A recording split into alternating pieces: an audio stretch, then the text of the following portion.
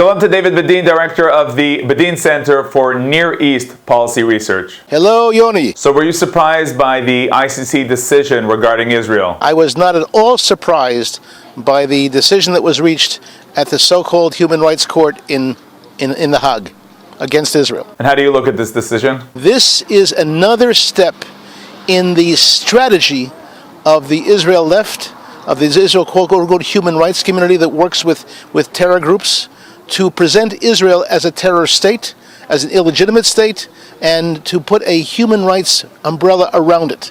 This is the problem. And they've been doing this since January 1989, when the PLO could not come in the U.S., so they changed their name to the Palestine Human Rights Information Center. How convenient to present a terrorist organization as if it cares about human rights. And this is the issue that we're facing. This should have been called B'Tselem Hague, not anything else but. And you've been in touch with Israeli officials trying to bring to more action to counter these kind of activities and agendas. I've asked several times, including last week, why does the government of Israel not respond in real time to every report that comes out, which has a very clear derogatory context about Israel, whether it's in Judea, Samaria, or about Israel itself, or about Israel in general.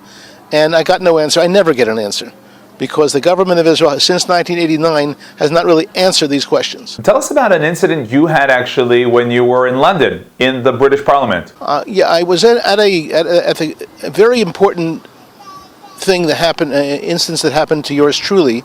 I was in London at the British Parliament, dealing with a subject having nothing to do with these issues. And when they heard that I was from Efrat, what is called an illegal settlement, an illegal settler, they didn't want me to come in. Why? Because they understood. They said to me, and these are the people who are not anti-Israel, they said, we understand that you settlers every morning, you poison the wells of the Arabs as a matter of course. Now, I kind of laughed at it, and I had a few more minutes to have an extra coffee because I couldn't come into the meeting. And then I come back to Israel and found out that there's 13 different organizations, prominent, well-respected organizations that spread the rumor that Israel poisons wells. Organizations such as B'Tselem, such as the Israel Association of Civil Rights, the Breaking the Silence, Rabbis for Human Rights. And I asked I asked each of them, why don't you take that off your site? And they kind of laughed and said, oh, we think it's correct. Well, this is the kind of thing that Israel itself has to be responding to. Back to the ICC decision, what should Israel be doing in this field? The Israeli government could establish a watch organization to respond in real time to every derogatory report that comes out about Israel, even within Israel, and about any aspect of what Israel is doing. It doesn't do that.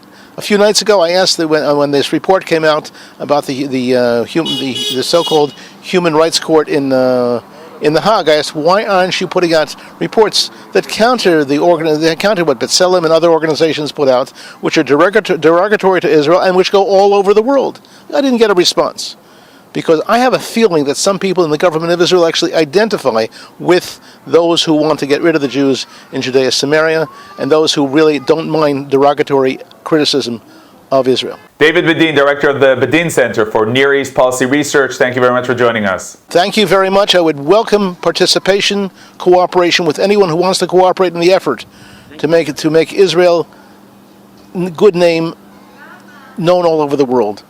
Thank you, and good afternoon.